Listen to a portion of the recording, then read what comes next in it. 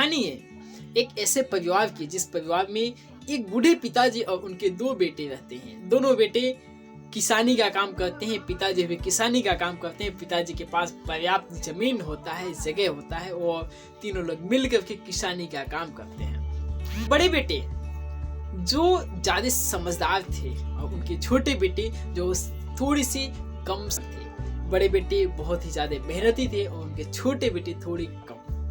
इसी प्रकार से ये कहानी आगे बढ़ रही होती है। दोस्तों, पिताजी उम्र ज्यादा हो चुका होता है, 75 साल के हो चुके उस पिताजी जिनके पास वो 2 बेटे रहते हैं साथ में। और इसके बाद पिताजी की अवस्था थोड़ी ज्यादा हो चुकी होती है। वो पिताजी इतने होशियार थे जो कि किसी को कभी बुरा नहीं चाहते थे, किसानी का काम करते थे, मेहनत करते थे और वो अपना तब खाते थे।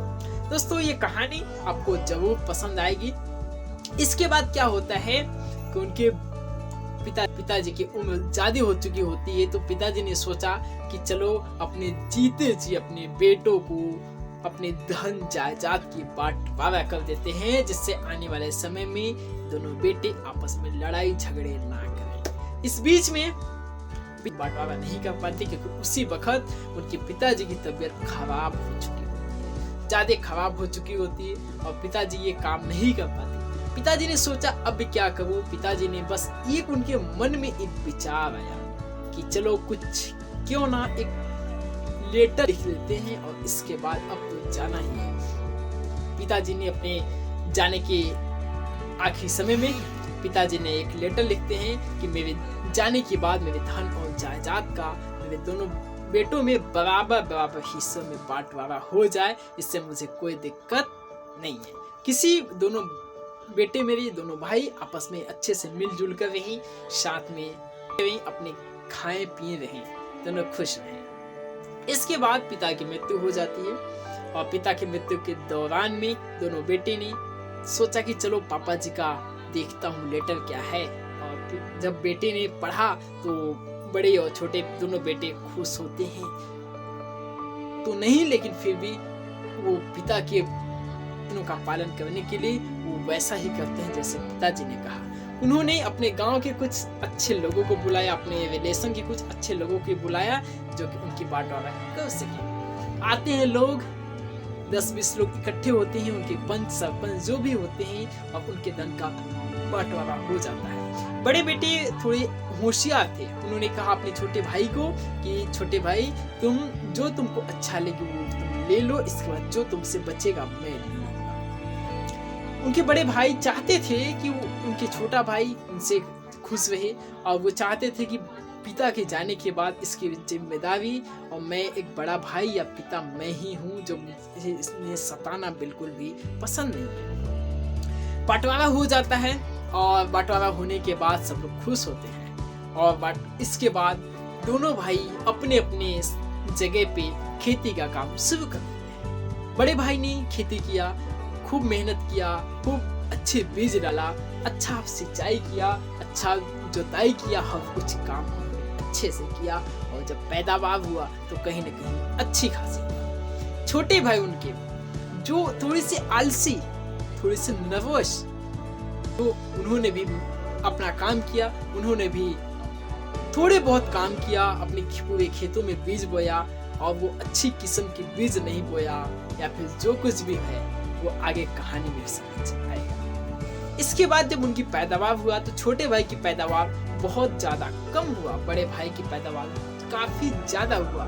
जबकि उसी जमीन में जब पिताजी होते थे तो जो छोटे भाई ने जिस जमीन को लिया था उस जगह पे अच्छी खासी पैदावार होती थी। इतने में छोटे भाई ने पैदावार को देख करके निराश हो गए और फिर उन्होंने प्रॉब्लम खड़ा कर दिया कि आखिर में मुझे जो जमीन मिली है ये उपजाऊ नहीं, ये बंजर जमीन है और इसके बाद वो बंजर जमीन में को मैं नहीं लूंगा। बड़े भाई की जो जमीन है वो बहुत ही ज्यादा उपजाऊ है। इसके बीच में उन्होंने फिर उन गांव वालों को इकट्ठा किया जो उनके बंटवारा करने के लिए आए थे। एक लोग का सवाल था कि उन्होंने कहा कि चलिए ठीक है, मैं आपकी बातों से सहमत हूँ कि आपकी पैदावार नहीं हुआ, आपकी हो सकती भूमि बंजर हो।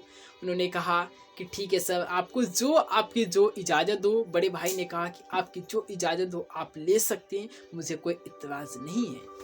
इसके बाद बड़े भाई ने कहा कि ये सब कुछ देने से पहले मेरा कुछ सवाल है आपसे और मेरे छोटे भाई से। वो सवाल सिर्फ वो इस स्टोरी में नहीं दोस्तों, ये सवाल आपसे भी है मेरा, और बस मेरा आपसे नहीं बल्कि ये सवाल आप करना खुद अपने आप से, आपको झकझोर देने वाली जवाब मिलने वाला है। ये सवाल ये है, क्या आपने जुताई किया? बड़े भाई ने किया कि क्या आपने जिस जमीन में खेती किया था, क्या आपने जुताई किया? छोटे भाई ने कहा हाँ मैंने किया। कहा कितने बार किया? उन्होंने कहा कितने बार? 1 बार। बड़े भाई ने कहा मैंने 4 बार किया। दूसरा, आपने बीज कौन सी डाली थी? एक इतने खेत में आपने कितनी बीज डाली थी? उन्होंने कहा मैंने 2 किलो। कौन सी बीज? घर की जो बीज पड़ी थी। उन्होंने कहा मैंने अच्छी किस्म की बीज लाई थी और अच्छी किस्म की बीज मैंने खेतों में बोया था। कहते हैं जो जैसा बोएगा वो वैसा ही काटेगा। इसके बाद वो कान चल रहे होते हैं और तीसरा सवाल उन्होंने करते हैं कि आपने सिंचाई कितनी बार किया? छोटे भाई ने कहा 2 बार। उन्होंने कहा 2 बार की सिंचाई करने से नहीं, बल्कि मैंने उसी जमीन को 5 बार सिंचाई किया। इसके बाद मुझे पैदावार 5 गुना ज्यादा हुआ है तुम्हारे खेत के पीछे। दोस्तों मेरा सवाल बस आपसे है, क्या आप दूसरे को एग्जाम देने से पहले, क्या आप यदि किसी कभी फेल हो रही हैं तो क्या आप ये देखना क्या आपने अच्छे से उन चीजों को किया है? यदि नहीं किया है, आपने क्या अच्छे से पढ़ाई किया है? क्योंकि जो जैसा देता है ना, जैसा आप इनपुट देंगे आउटपुट भी वैसा ही आएगा। दोस्तों इन सब चीज़ों से आई उम्मीद करता हूँ कि आप सहमत होंगे, और इस जानकारी की कहानी आपको अच्छी लगी होगी तो आप इस चैनल को सब्सक्राइब करना, वीडियो को लाइक करना, शेयर करना बिल्कुल ना भूलें। Thank you so much.